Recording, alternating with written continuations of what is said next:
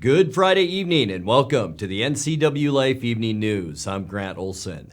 Before we get to tonight's top news stories, let's take a quick look outside our weather window. And only another day of winter left as we head up to Lake Wenatchee. Still looks very winter-like up that way though, doesn't it? You can see Kaler Glen Golf Course at the bottom of your screen. Still snow-covered and half the lake at Lake Wenatchee. Also some ice on that, but we have some much warmer weather coming our way. Not so much this weekend, maybe a little bit of rain on Saturday. But I'll tell you what, as we get you into next week, look at those temperatures. Tuesday, Wednesday, and Thursday, upper 50s and lower 60s. And we'll tell you more about that coming up a little bit later on. Now, a few of the stories we're following for you tonight. Royal High School was locked down for just over an hour yesterday after a student reportedly received a death threat. The operator of the nonprofit Veterans Warehouse thrift store has responded to a state lawsuit accusing him of harassment and discrimination. And Washington State is planning out its next steps for monitoring the COVID-19 pandemic. But first, our top story tonight, a canal break near Royal City early this morning flooded surrounding land and closed a roadway, as well as knocking out power to more than 200 homes. The West Canal broke in two places north of Royal City about 2 a.m. and washed away a section of Frenchman Hills Road between the towns of George and Warden. About 262 residents lost power overnight but were later restored. Kyle Foreman with the Grant County Sheriff's Office was on the scene this morning. Overnight, there have been two breaks in an irrigation canal, which is south of community of George and north of Royal City. This is Frenchman Hills Road at about the 9,000 block. This is one of the breaks. You can probably hear the rushing water behind me, but it has taken out the roadway. It has taken out Frenchman Hills Road. So this road is closed to any through traffic. This is obviously going to create travel complications. It's going to also require a lot of repair in order to get this road back up and running. There does not appear to be any injuries.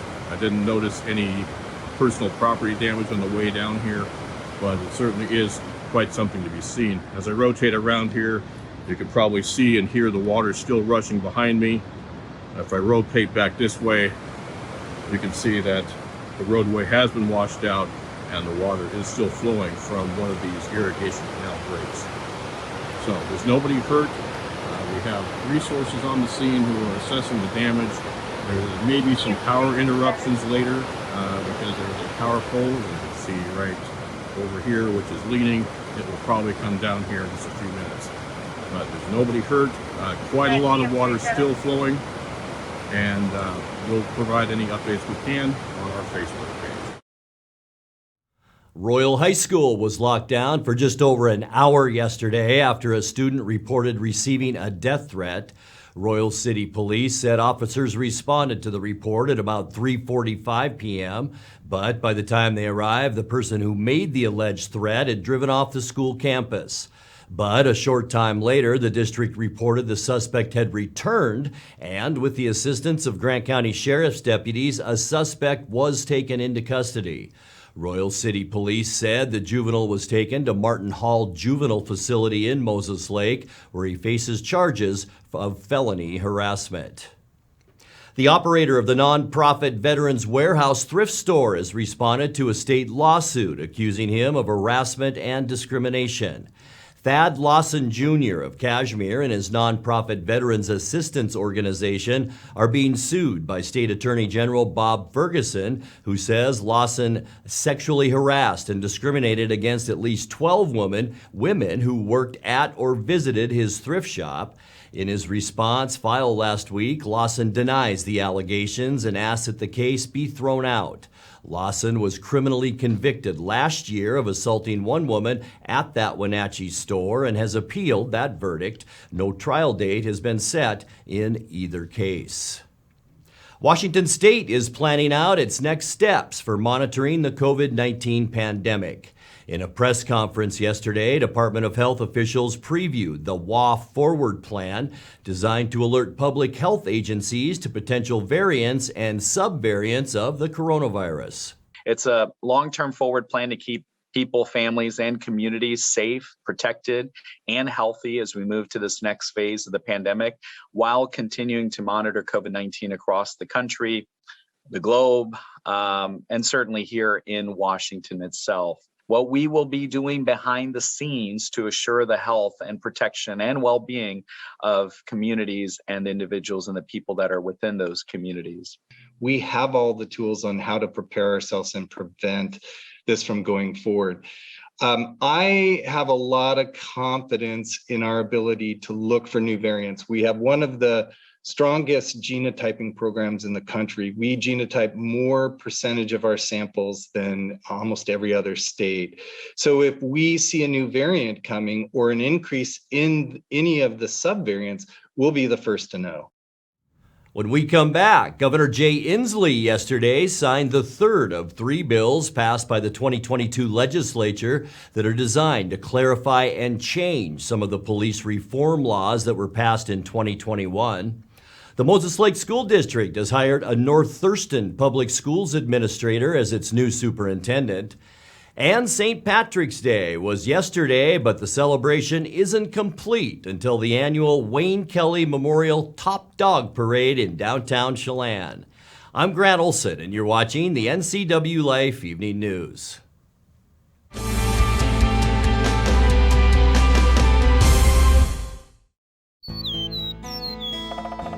Different birds enjoy different types of foods, so it's important to offer all the right things for the birds you want to attract. Sound complicated? It doesn't have to be.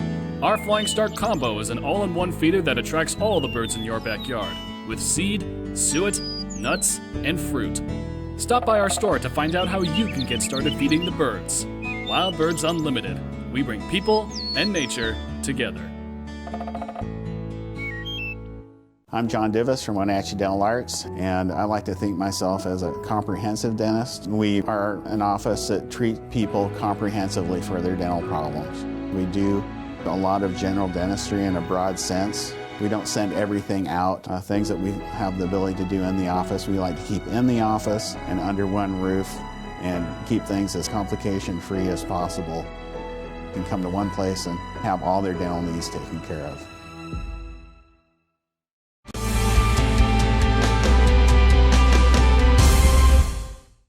Welcome back. In another news, Governor Jay Inslee on Thursday signed the third of 3 bills passed by the 2022 legislature that are designed to clarify and change some of the police reform laws that were passed in 2021. The 3 House bills address the use of force and detention of suspects. Yesterday, Inslee signed House Bill 2037, which allows law enforcement officers to detain suspects by force at the scene rather than let them walk away. This House Bill 2037. This bill helps police officers deal with situations where criminal suspects leave the scene to avoid questioning during an investigative stop. The bill clarifies that use of force is limited and defined to prevent a suspect from fleeing a scene. I want to thank the sponsors, Representative Goodman and Jesse Johnson, for their leadership in refining our police reform laws this year. Both met with law enforcement officials statewide and community stakeholders to craft legislation that upholds the principle of police accountability, de-escalation, and the protection of individual liberties. And this bill is a result of that hard work. The Moses Lake School District has hired a North Thurston Public Schools administrator as its new superintendent. The school board approved the hiring Thursday of Monty Sabin, who has served as Assistant Superintendent of Operations in the Thurston County District. He also has served as superintendent of the Kittitas School District after beginning his career as a teacher in Mansfield. Both Sabin and the other finalists for the position, Oroville School District Superintendent Jeff Hardesty, were in Moses Lake this week for meetings with the public. Well, in other news, St. Patrick's Day was yesterday, but the celebration isn't complete until the annual Wayne Kelly Memorial Top Dog Parade in downtown Chelan. The parade begins Saturday at noon with the sounding of the community siren. For 35 years, both dogs and their owners have strutted down Wooden Avenue in their finest green dominant costumes under the watchful eyes of the judges. The parade is named in honor of longtime organizer Wayne Kelly. You're watching the NCWLIFE Evening News. Coming up next, tonight's feature story and your complete local weather forecast. That and much more still to come on the NCWLIFE Evening News. Please stay with us.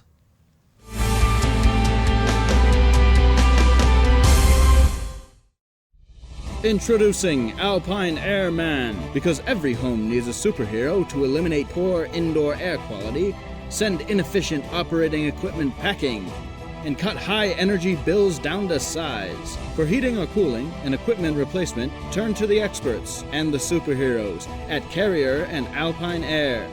We offer the best deals on high-efficiency Carrier products, along with friendly, knowledgeable service and incredible savings to fit your budget. The 2022 Grant County Fair is excited to announce country supergroup Lone Star. They'll be playing at the fairgrounds Thursday, August 18th. Friday, August 19th, it's Cameron Marlowe.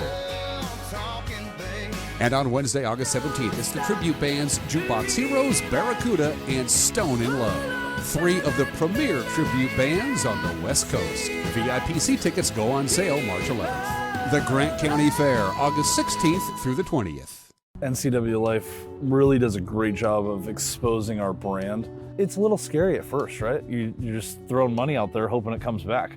And to see those results come back through and see people walk through the door and say, hey, saw your TV advertisement. Those are the kinds of things that you see the return on. And when you look at the cost spent, you know you're making a return on it. There's a huge market here and market potential, and they are a great avenue for that.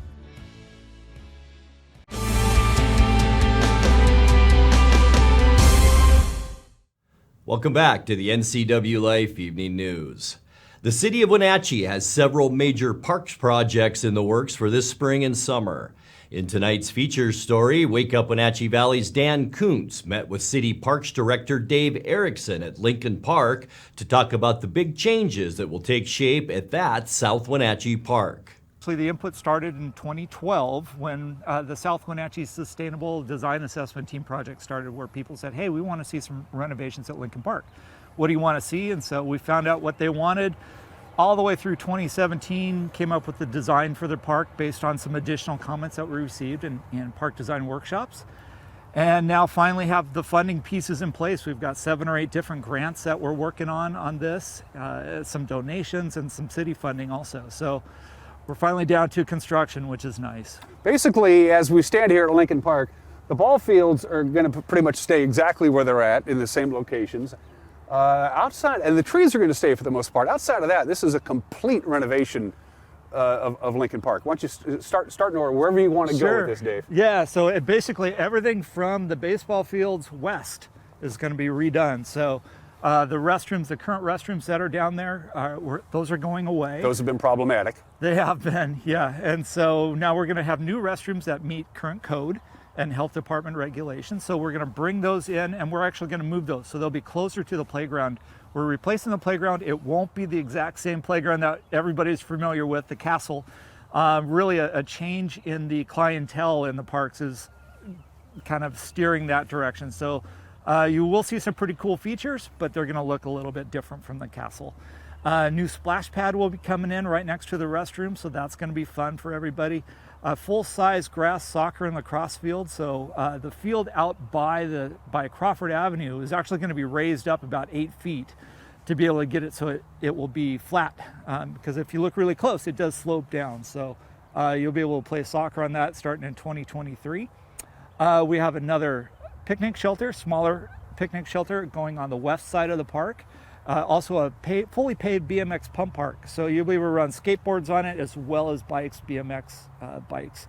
A new stage. So yeah, that's going away. Yep. So what used to be the roof of the restroom, we used as a stage.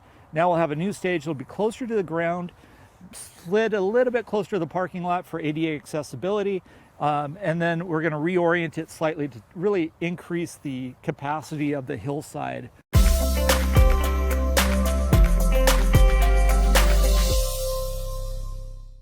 Time now for a check of your North Central Washington weather forecast with the weekend now right around the corner. Hope you had a great Friday, and today a pretty much normal late winter day here in North Central Washington. Some mid and high level clouds out there as we look down at the Wenatchee Valley, but boy, looking a lot greener, isn't it, as we're heading towards the first day of spring on Sunday. And then next week, we're really going to warm up. We'll talk about that in a second. But today's high temperature right on the money for where we should be for normal this time of year at 53 degrees.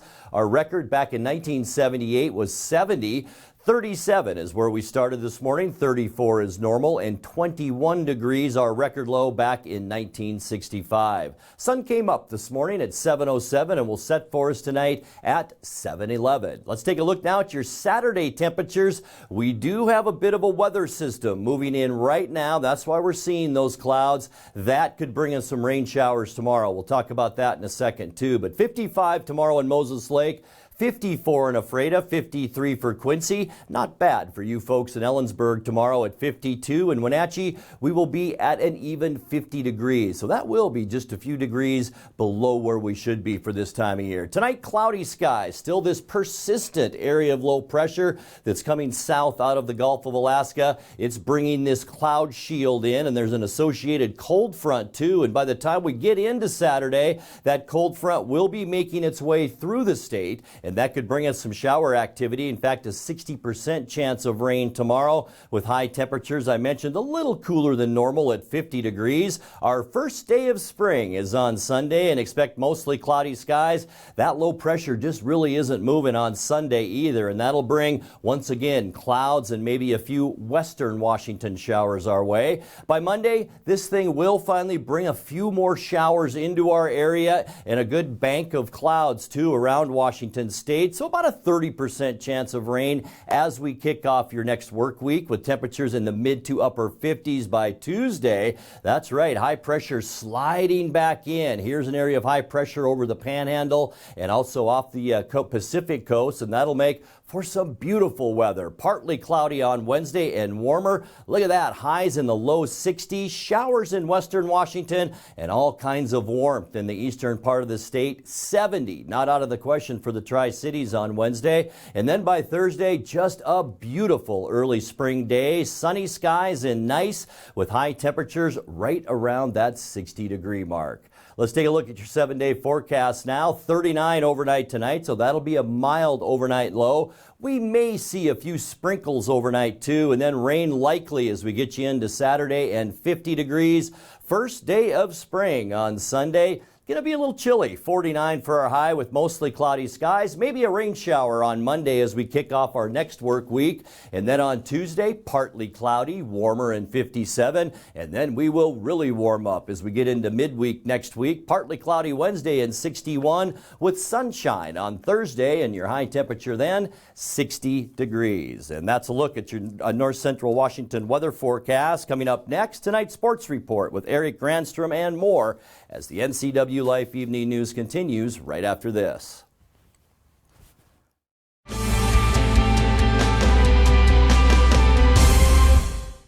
911, what is the address of your emergency? Yes, it's me. It's my husband. I think there's something the matter with him. It was a feeling that I'll never forget, like being able to meet them and know that he survived. Okay, tell me what's happening. Is he conscious? No, he's not. He's not. Okay, take a deep breath for me. I'm getting you help. Rivercom means to me that I still have my husband here with me. They're the ones that guided me through saving his life.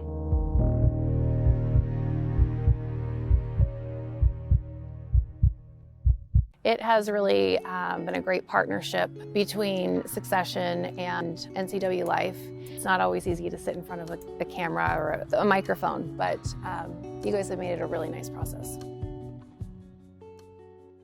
Watch Vibrant Living, brought to you by the Wenatchee Valley Senior Activity Center. Find out about programs and activities for ages 50 and over, and meet amazing seniors who contribute to our community. New episodes Sundays at 1:30 p.m., replayed throughout the week on the NCWLIFE channel. Get your body moving. Tune in for Vibrant Motion, featuring low-impact aerobics hosted by Connie Townsend. These workouts are great for all ages. Vibrant Motion, brought to you by the Wenatchee Valley Senior Activity Center, weekdays on the NCWLIFE channel.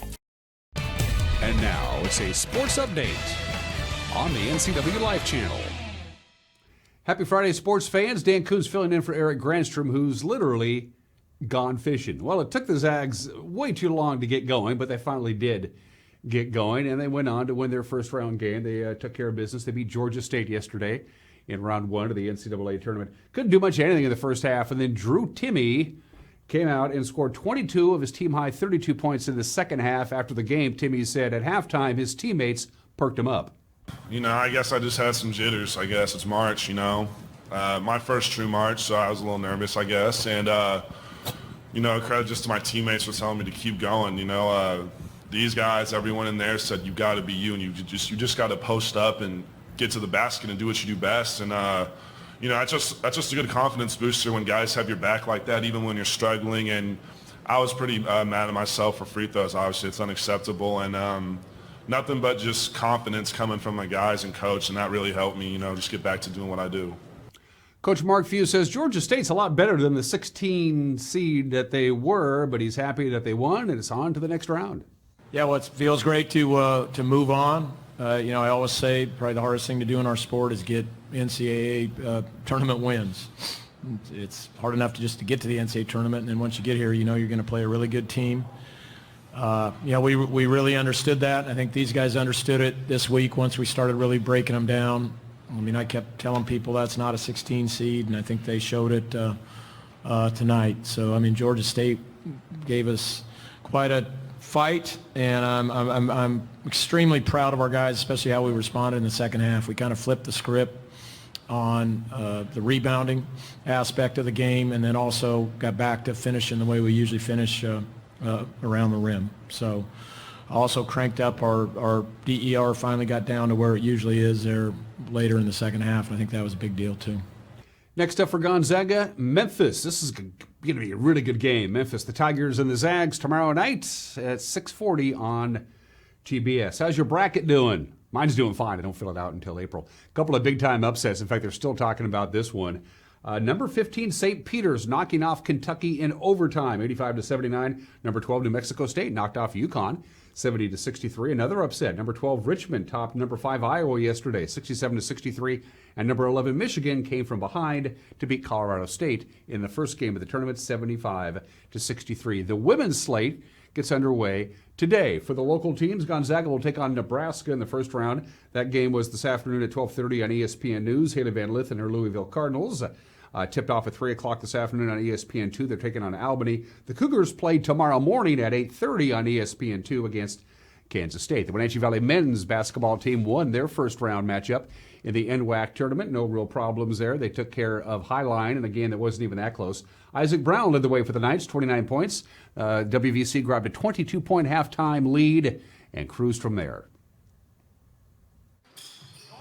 Matched up, man-to-man defensively by Curtis. Works it all the way around. Anthony Roy up and no. Second effort. Oh, hit that bad man again. Hit that bad man again. And now 27 points. Great to have a tradition return. Jones backing down in the paint, needs help. He's capped all day in. He got switched off left to right, fires one from 7 feet and hits. Jones has 29. It's 6:09 left here in the second half. Wenatchee Valley with a sizable lead, 2 dimes now at 20 in the paint. Shot up easy pickings right there for Jones. Now with 31 with that 8-footer. That's pretty much going to do it with 2-1 in time. Final score, Wenatchee Valley, 74. And Highline, 59. So it's off to the Elite Eight. They tipped off at 1 o'clock this afternoon against Skagit Valley. As far as the Lady Knights are concerned, they have a date with Whatcom. That's tomorrow in the first round of the NWAC Women's Tournament, and they get going at 12 noon on Saturday. The Washington State men will be in Dallas tomorrow in round 2 of the NIT tournament, taking on SMU, the Mustangs. That game will be on ESPN Plus, if you have it. I don't. The Wenatchee Wild had one of their highest scoring games of the year, and they finally beat Trail 6-2. The final last night at the Town Toyota Center. They hadn't beaten Trail all year. They did it last night. Parker Murray scoring the first goal right as they dropped the puck, pretty much. In fact, Arch Ecker barely had a chance to start his broadcast when the goals began. Thank you very much, and welcome back to Town Toyota Center as the Wenatchee Wild have just gotten on the board. We are just 26 seconds in, and the Wild have taken a quick 1-0 lead. Back over for the Smoke Eaters, up top midpoint, shot low and wide, rebound collected back behind the net. They throw it out front and they score. It was out of his reach. Back up top, right point, Karpa. Karpa shot, and that one hits a body, goes just wide. Back behind the net, it's Emerson. He tries to tuck it in, and he scores! Emerson picked the puck up off the back wall. Around behind, Sidlowski's got it. He throws it up top for Karpa. Karpa holds it in, snapshot there, tipped on the way in, Littler, rebound, score! Kate Littler on the rebound. The puck came back to the right point for Jacob Karpa. Karpa wired it in on net. Shabansky made the stop, but as the rebound popped off to his right, it was backhanded home by Cade Littler. Half boards, Murray to Somoza. Somoza sharply across for Stibbe. Stibbe's got it in stride. He shoots and he scores! Across the body, low on the blocker side. Then sent up from Michaud on the left side. Fired up ahead for Disher. Disher tries to get an angle on Oberle. He does, and the puck trickles towards Shane. He makes the stop, and the rebound is tucked home. And the Smoke Eaters are on the board with their first of the period. Cade Littler was standing in the crease waiting for an opportunity that never developed. Here's Bonnet. He's in, he shoots, and he scores! How about Travis Bonnet? Picking the top corner from the left point. High on the glove side. He unloaded that one. Parker Murray banks it off the wall, and it's going to be picked up by Somoza, 2-on-1. Somoza with Stibbe. Somoza, pass across to Stibbe, and he scores! Final 5 seconds of the period, and the fans begin to clap as the horn sounds. And the Wenatchee Wild post a convincing 6-2 win. Nice victory. These two teams go out of the game tonight at 7:05, and they wrap up the series tomorrow at 6:05. The Seattle Kraken back in the Emerald City. The Detroit Red Wings will be in town. This game will be tomorrow night at Climate Pledge Arena. You can watch it on Root Sports Northwest or not. It's a free country. Seattle Mariners and their San Diego Padres, those two teams share the same complex down there in Peoria. They played their first exhibition game of the year earlier today. 18 exhibition games before the opening day of the baseball season on April 7th for the Mariners. To the Les Schwab Prep Scoreboard we go. Just one baseball score from yesterday to pass along. Clay Ellum beat Cascade and beat them good on the softball diamonds. Othello sweeping the Wenatchee Panthers. Moses Lake edged Mount Spokane. Cashmere took 2 from Brewster. And Tenasket topped Omak. And to the pitch we go. In boys soccer, Wenatchee over Quincy. Moses Lake doubled up Chelan. Cascade got by Prosser. Liberty Bell over Omak. And Brewster blanked Tenasket. And those are just some of the games that people are playing on this Friday. Have a great weekend. Grant, back to you. Thank you very much, Dan. And now let's just turn right back around and check in again with Dan Kuntz, this time for a look at what's coming up Monday morning on his show, Wake Up Wenatchee Valley. Dan? Thank you very much, Grant. Everybody have a great weekend. Can't wait for spring to come our way on Sunday morning. And then we're going to get going next week with a whole bunch of really good guests. We'll have our second part of our interview with Dave Erickson. Bonnie Orr will be dropping by with your spring gardening tips. We'll talk Wenatchee Wild hockey. Jeremy Anders from the Wenatchee Valley Super Oval will be on this program. Jam-packed series of shows next week. And I'm looking forward for you to start your week with us. Wake Up Wenatchee Valley. We will see you Monday morning at 7 a.m. Grant, back to you.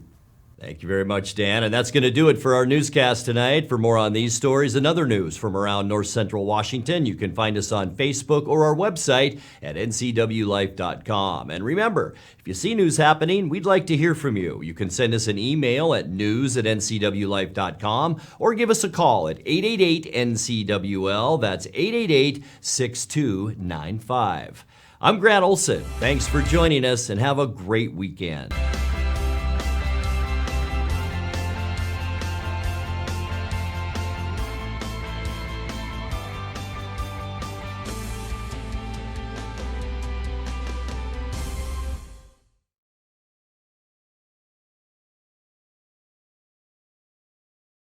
News, weather, and sports. It's all here weekdays at 5, 6, and 10 on your local news source, the NCW Life channel.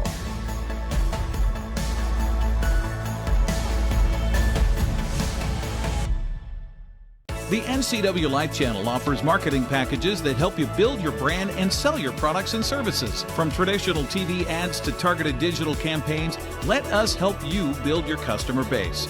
Call NCWLIFE channel today.